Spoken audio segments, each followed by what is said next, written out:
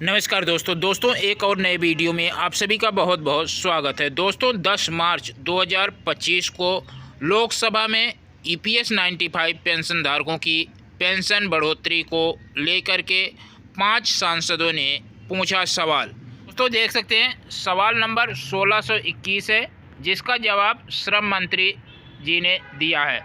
देख सकते हैं कौन कौन से सांसदों ने पूछा है। श्री राजेश वर्मा जी, श्री नरेश गणपत मयास्के जी, श्री संभावी जी, डॉक्टर श्रीकांत एकनाथ शिंदे जी, श्री रविंद्र दत्ताराम वायकर जी ने पेंशन बढ़ोतरी का सवाल पूछा है, क्योंकि ईपीएस 95 पेंशन धारक जगह जगह सभी सांसदों से मुलाकात कर पेंशन बढ़ोतरी कराने का अनुरोध कर रहे हैं। देख सकते हैं क्या श्रम और रोजगार मंत्री यह बताने की कृपा करेंगे कि नंबर का है वर्ष 2019 से कर्मचारी पेंशन योजना ईपीएस 95 के अंतर्गत लाभ प्राप्त करने वाले कुल पेंशन भोगियों की राज्यवार और वर्षवार संख्या का ब्यौरा क्या है। नंबर खा है ईपीएस 95 योजना के अंतर्गत लाभार्थी के लिए पात्रता मानदंड क्या है और सेवानिवृत्त कर्मचारियों के लिए वित्तीय सुरक्षा सुनिश्चित करने में योजना के योगदान का ब्यौरा क्या है तथा इसके कार्यान्वयन को सुदृढ़ बनाने के लिए सरकार द्वारा क्या उपाय किया गया है। नंबर गा है पेंशन भुगतान में देरी का विसंगतियों के संबंध में ईपीएस 95 पेंशन भोगियों के लिए सरकार द्वारा परेशान मुक्त शिकायत निवारण प्रणाली सुनिश्चित करने के लिए मौजूद तंत्र का ब्यौरा क्या है। नंबर घ है क्या सरकार पेंशन सुरक्षा की पहुंच का विस्तार करने के लिए गिग श्रमिकों और अनौपचारिक क्षेत्र के कर्मचारियों को भी ईपीएस 95 लाभ देने पर विचार कर रही है, और यदि हाँ तो तत्संबंधी ब्यौरा क्या है और क्या सरकार ने उपयुक्त योजना के अंतर्गत नामांकित व्यक्तियों के लिए महंगाई भत्ते, स्वास्थ्य लाभ और पूर्ण पेंशन के लंबे समय से चली आ रही मांग का पुनः मूल्यांकन करने और उनका समाधान करने के लिए कोई पहल की है। यदि हाँ तो तत्संबंधी ब्यौरा क्या है। तो दोस्तों देख सकते हैं इसका जवाब दिए हैं श्रम और रोजगार मंत्री सुश्री शोभा करंदलाजे जी ने। देख सकते हैं का से इंगिया तक है वर्ष 2019 से कर्मचारी पेंशन योजना ईपीएस 95 के अंतर्गत वर्तमान में लाभ प्राप्त करने वाले पेंशन भोगियों की कुल संख्या का विवरण देने वाली तालिका नीचे दी गई है। देख सकते हैं तालिका में कुल कितने पेंशन भोगी हैं यहाँ पर दिया हुआ है 2019 और 20 में। वहीं दोस्तों 2020 और 21 में देख सकते हैं। उसके बाद 21 और 20 में यहाँ पे तालिका में पेंशन भोगियों की संख्या दी गई है। वहीं 2022 और 23 में है और 2023 और 24 में है 78,49,338 पेंशन भोगी हैं। तो दोस्तों इस तरह का जवाब दिया गया है। उसके अलावा देखेंगे यहाँ पे नीचे इस अकस्मिकताओं के एक व्यापक स्पेक्ट्रम को कवर करते हुए व्यापक लाभ प्रदान करता है, जो सदस्यों और उनके परिवारों की वृद्धावस्था के दौरान सामाजिक सुरक्षा संरक्षण सुनिश्चित करता है। ईपीएस के अंतर्गत उपलब्ध पेंशन और निकासी लाभों के विभिन्न श्रेणियां निम्नानुसार है। दोस्तों नंबर 1 है 58 वर्ष की आयु में अधिवार्षिक पर सदस्य पेंशन। नंबर 2 है 50 वर्ष की आयु से आरंभिक सदस्य पेंशन। नंबर 3 है सेवा के दौरान अस्थायी और पूर्ण निःशक्तता का विकलांगता पेंशन। नंबर 4 है सदस्य या पेंशन भोगियों की मृत्यु पर विधवा या विधुर पेंशन। नंबर 5 है सदस्य की मृत्यु होने पर 2 बच्चों के लिए 25 वर्ष की आयु तक एक बार में बाल पेंशन।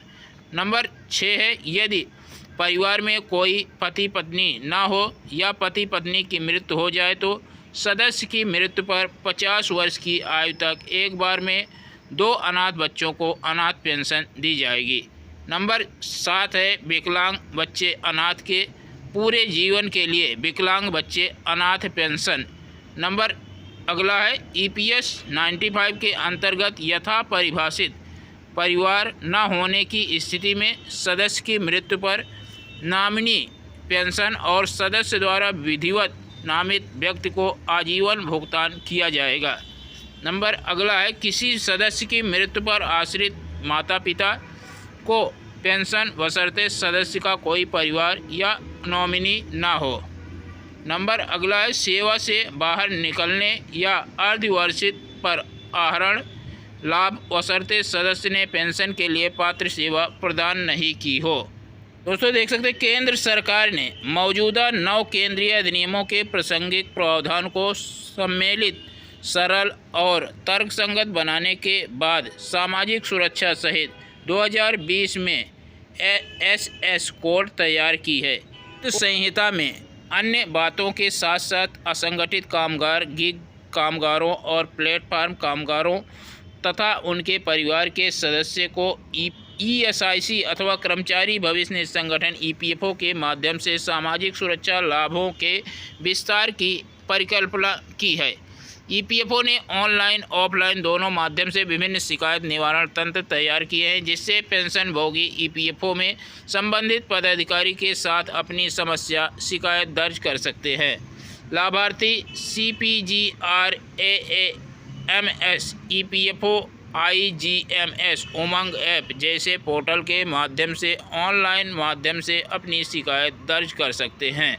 शिकायत को डाक के रूप में ऑफलाइन मोड के माध्यम से भेजा जा सकता है और संबंधित कार्यालय में प्रत्यक्ष रूप से जाकर के भी दिया जा सकता है। शिकायतों की विधिवत पावती दी जाती है और उन प्रावधानों नियमों के अनुसार समाधान किया जाता है, जिनके लिए सभी क्षेत्रीय कार्यालयों में एक जनसंपर्क अधिकारी नियुक्त किया गया है। विभाग ने निधि आपके निकट की शुरुआत के माध्यम से ज़मीनी स्तर पर पहुंचकर शुरू की है, जिसके द्वारा कामगारों की समस्याओं का मौके पर ही समाधान करने का प्रयास किया जाता है। इसके अतिरिक्त ईपीएफओ ने नई केंद्रीकृत पेंशन भुगतान प्रणाली शुरू की है, जो कि पेंशन भोगियों को एक कार्यालय से दूसरे कार्यालय में पेंशन भुगतान आदेशों पीपीओ के हस्तांतरण की आवश्यकता के बिना ही देश में किसी भी बैंक से किसी भी शाखा से अपनी पेंशन का उपयोग निर्बाध रूप से करने की अनुमति देती है। भले ही पेंशन भोगी एक स्थान से दूसरे स्थान पर जाता है या अपना बैंक या शाखा बदलता है, वो कहीं से भी पेंशन निकाल सकता है।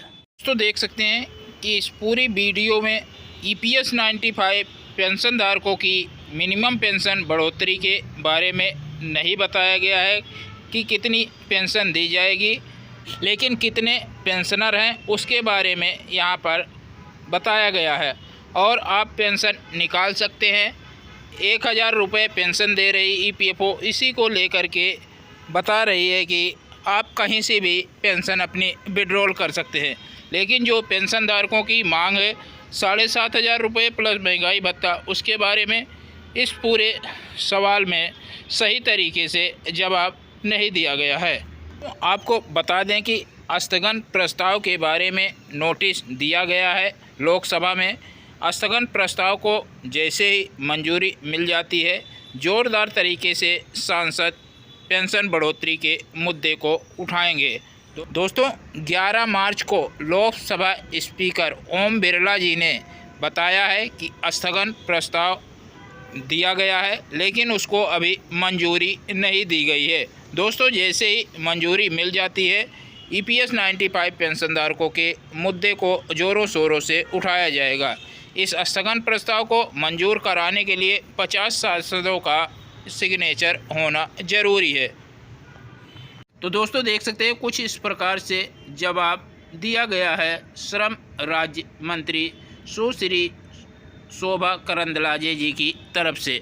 दोस्तों यह जानकारी पसंद आए तो वीडियो को लाइक करेंगे, इस चैनल पर नए हैं चैनल को सब्सक्राइब कर लेंगे। धन्यवाद। जय हिंद, जय भारत।